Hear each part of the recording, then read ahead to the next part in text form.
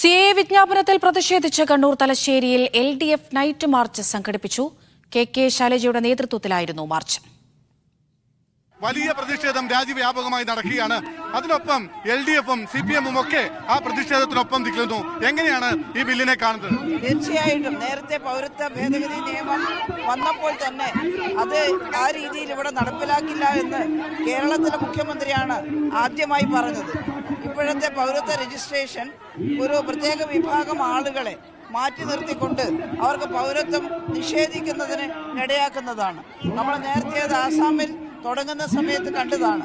അതുകൊണ്ട് തന്നെ ഇന്ത്യയിലെ പൗരന്മാർ അവർ ഹിന്ദുക്കളായാലും ക്രിസ്ത്യാനികളായാലും മുസ്ലിങ്ങളായാലും ജാതി മത ഭേദമില്ലാതെ അവർക്ക് ഒരേ അവകാശമാണ്. അതിലുപരിയായിട്ട് ഏതെങ്കിലും തരത്തിലുള്ള ഒരു വിഭജന തന്ത്രം വന്നാൽ അത് ഈ രാജ്യത്തിൻ്റെ ഐക്യത്തിന് വിഘാതമായിട്ട് മാറും, ജനങ്ങളെ തമ്മിൽ വിഭജിക്കുന്ന കാര്യമായിട്ട് മാറും, നമ്മുടെ രാജ്യത്തിൻ്റെ ശാന്തി സമാധാനവും എന്നേക്കും നഷ്ടപ്പെടുന്ന കാര്യമായിട്ട് മാറും. അതുകൊണ്ടാണ് വലിയ തോതിൽ LDFിൻ്റെ എല്ലാവരും പ്രവർത്തകരാകെ പങ്കെടുത്തുകൊണ്ടുള്ള ഈ വലിയ പ്രതിഷേധം ഇവിടെ നടക്കുന്നത്. ഈ ബില്ല് പാസ്സാക്കിയപ്പോൾ UDFിന്റെ MP മാർ അതിനെ എതിർക്കാൻ തയ്യാറായില്ല എന്നൊരു വലിയ വിമർശനമാണ് LDF ഇപ്പോൾ ഉയർത്തിക്കൊണ്ടിരിക്കുന്നത്. തീർച്ചയായിട്ടും അത് ഈ നാട്ടിലെ ജനങ്ങൾ കണ്ടതാണ്. ഇപ്പോൾ തെരഞ്ഞെടുപ്പിന്റെ സമയമായതുകൊണ്ട് മാത്രം അവർ ഈ പുതിയ ചട്ടങ്ങൾക്കെതിരായിട്ട് സംസാരിക്കുന്നുണ്ട്. പക്ഷേ ബില്ല് പാസ്സായപ്പോൾ പാർലമെന്റിൽ അതിനെ എതിർക്കാൻ അവർ തയ്യാറായില്ല.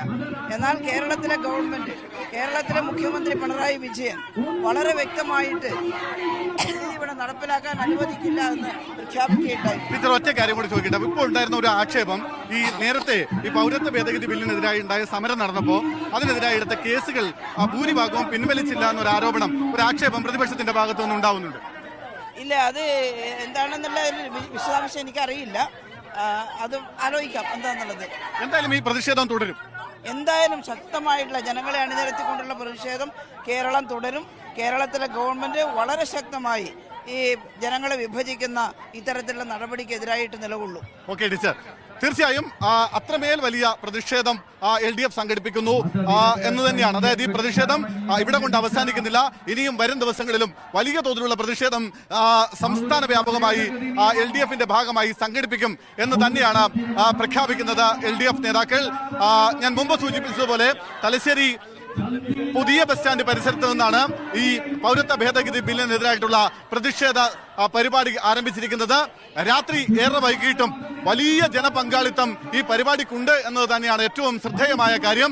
നൂറുകണക്കിന് സ്ത്രീകളടക്കമുള്ള ആളുകൾ അവരെ പങ്കെടുപ്പിച്ചുകൊണ്ടാണ്, അവരെ അണിനിരത്തിക്കൊണ്ടാണ് ഇത്തരത്തിലൊരു പ്രതിഷേധ പരിപാടി സംഘടിപ്പിക്കുന്നത് എന്നതും ഏറ്റവും ശ്രദ്ധേയമായ കാര്യമാണ്.